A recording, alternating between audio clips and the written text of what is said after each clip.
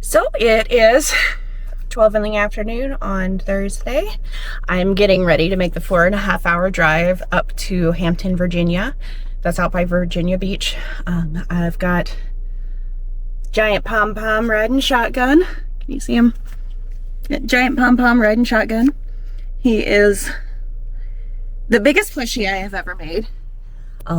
It's a pattern that I've been wanting to make for a while, and I thought this would be the perfect show to do it for. I don't know if he's going to sell, but he's certainly going to be able to grab some good attention for me. So we're hitting the road. This is my second time going to this show.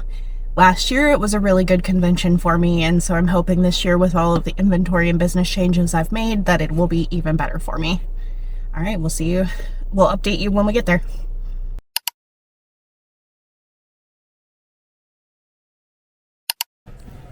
Good morning. It is Nekocon day 1. I did not film anything yesterday. I got to the convention center around 5 o'clock last night, and then I spent the next 3.5 hours trying to get the base of my setup done. One of the nice things about having a day in advance is that you don't have the time crunch and the pressure to get it all done really quick. So I was able to really take my time and utilize the storage that I have built into my grid cubes back here.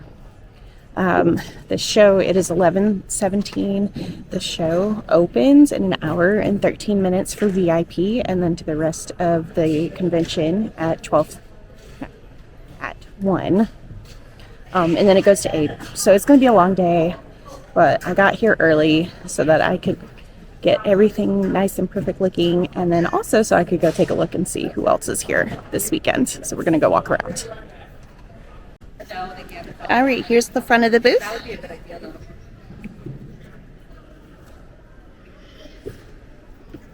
Got my new tumblers display.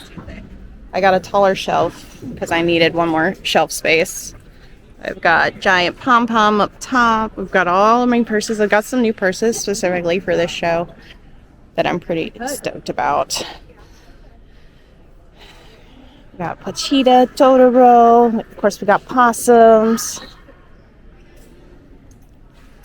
And I'm excited. I finally remembered to order ribbons for a ribbon con. I've done a few this year, and I never remember to order them until it is way too late. And then, of course, we have the earring display. Earrings are way more stocked than they have been in a while. I finally had the right weather and the right supplies to get it all done. I've got two new colors for this show. I haven't done a new color since this time last year. So I've got pink and yellow classic gummy worms, and then I've got these like neon green and yellow sour worms, and I am super excited about those. So if you like my gummy worm earrings and you have been wanting more or wanting the new colors, just reach out and let me know. Here is what the booth is looking like from the back. Very nice and organized. This took a lot of time.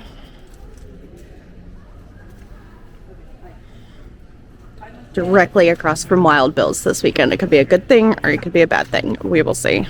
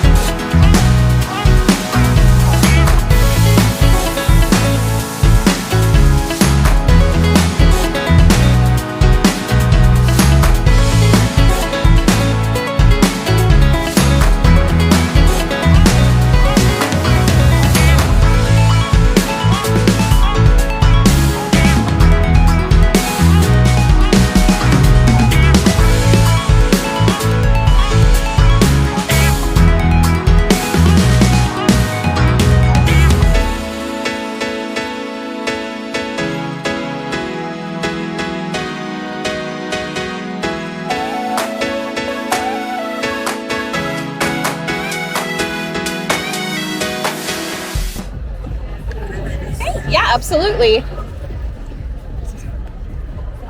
Would you? Yes, I do.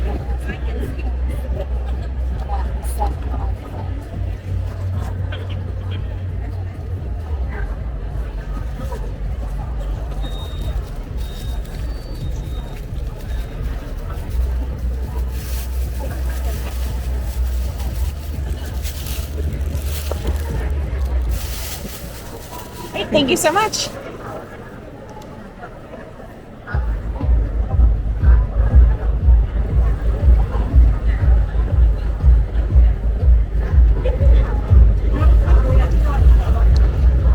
Okay, checking in. It is 3:37. You're 2.5 hours into the day, officially 3 hours since VIP opened.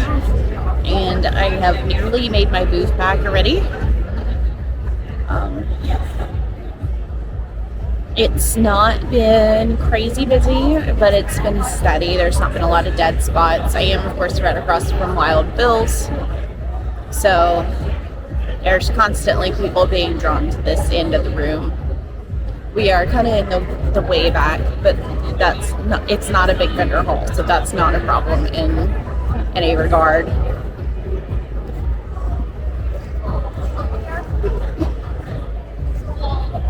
Hey, how are you guys? I'm good. So I'm pretty sure I'm the only vendor in here who has steel or plastic tumblers, which is good news for me. So far that's been the bulk of my sales. I have sold a few pairs of earrings and some stickers, but it's mostly been the tumblers. We'll see if that persists through the whole weekend. The good news is that I have a ton of tumblers. But yeah, I'm almost clearing my booth expense, and then I've just got to worry about hotel, and then it'll be pretty much all profit from there. So it's a good start to the weekend, and it is only 3:40 on Friday, and I've got until 8 o'clock today, and people will be getting off of work soon, and then I've got all the rest of Saturday and Sunday. So yeah, I'm really feeling good about this weekend. Hey, we're just checking in. It is now 7 o'clock on Friday. We've still got 1 hour to go, but I thought I'd go ahead and check in because once things close, I'm probably going to be out of here to go find food. Raising Cane's is right around the corner, so I'm excited about that. We still don't have it in North Carolina, so I'm right out of here at 8 o'clock. But anyways, I am about $90 from making back all expenses, which is super, super awesome for a Friday. I wouldn't be surprised if I hit that before 8 o'clock. I may not, though. It's really died off at this point. But I know that tickets are sold out for tomorrow, so it should be a great day. And this is a really good start to the weekend. It's always great when you can make back at least table on Friday, and I've made back table in most of my hotels, so I cannot complain. I'm one happy camper, and I've got awesome neighbors around me. Hey guys, just a quick little update. I have officially made back my booth and my hotel. And I also, so last year when I came, I was in the process of finishing a Pusheen tattoo that I very much love. It's a dessert Pusheen, and there was a booth that had this plushie, and then they sold out. Like, I literally went back a few minutes later to go get it, and they had sold completely out. But I got cinnamon roll Pusheen. I'm so excited. I haven't seen him in stores or at a convention since last year, so I am over the freaking moon. Like, not only have I made all my expenses back, but I got Pusheen, and it was the last one that she had, so I'm really glad I spotted it. That's it. Good morning. It is 10:47. The vendor hall officially opens in 13 minutes. They've let VIP in, but of course, VIP hours usually don't mean much for us vendors. So it's just a few people wandering around. I made back all of my expenses yesterday, and so today is going to be a good day. We're just moving into profit territory, and I am super excited about it. I'm really excited for today because it's completely sold out. You know, I've got Wild Bill's directly across from me, which is pretty cool. So I'm not gonna go thirsty today. Plus, that's just naturally bringing people to this part of the room. So we're hoping for a really good day. I went and chit-chatted with some folks this morning. Some really cool vendors at this show, and that I'm going to be seeing again in future shows here coming up. So should be a solid weekend. If you're in the area, definitely check out Nekocon. It's a good one. All right, checking in. It is 2:08. The show opened 3 hours ago, and it started off a little bit slow, but this last hour it's really picked up. So I'm having a good time. It's been pretty consistent. Lots of tumblers are selling this morning, and also a lot more of my like medium-sized crochet, which I didn't sell much of any yesterday, so I'm really happy about that as well. The line for Wild Bills though is just relentless. So long, and it goes way down off in the distance in that direction. Okay, checking in. It is now 5:53 on Saturday evening. We've got 1 hour and 7 minutes to go. I am so ready for the day to be over. I'm so tired. I was up half the night, and so I'm just ready to get out of here. It's been a pretty good day. I haven't done as much as I would have liked to have done.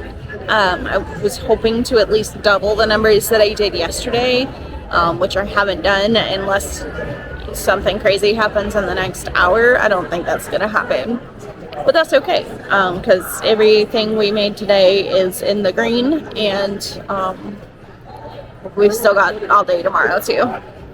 So after this, I'm going to go meet up with an old friend from middle school. We're going to have dinner, and then I'm going to crash.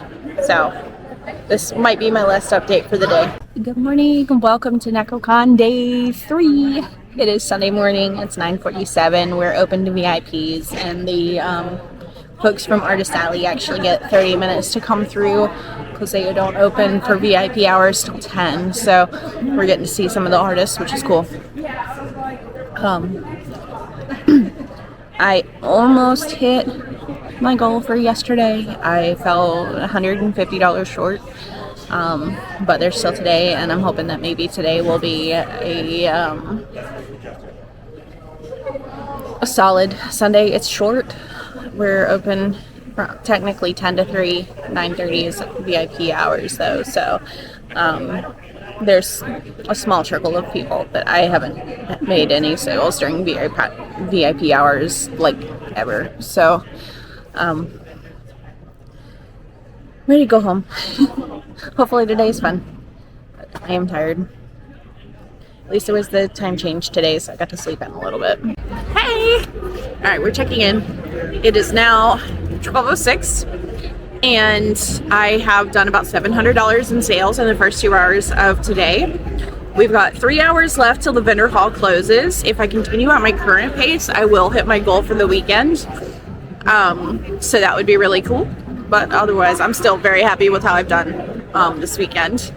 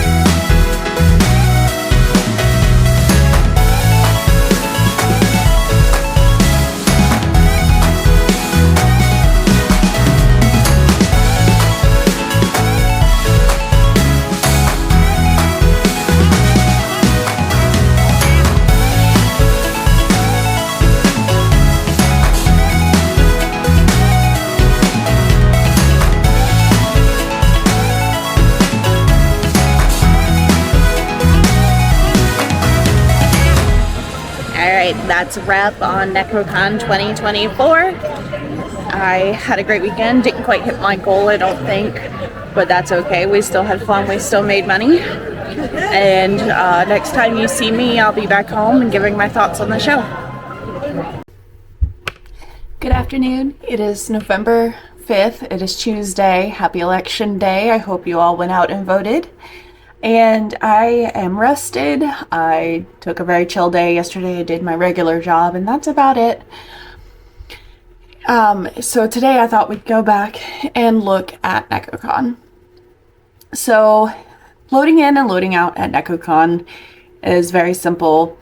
The loading dock is an open lot at the back of the convention center. It's a small enough convention that the congestion at the loading dock at the end of the show is not terrible. I was able to, once I was packed, pull right in and load up. And a lot of vendors, because the main parking area where we all store our cars during the show is so close to the back of the loading dock, if the vendors have stuff that they're able to just pull out to the parking lot, a lot of them do, which helps alleviate a lot of that congestion.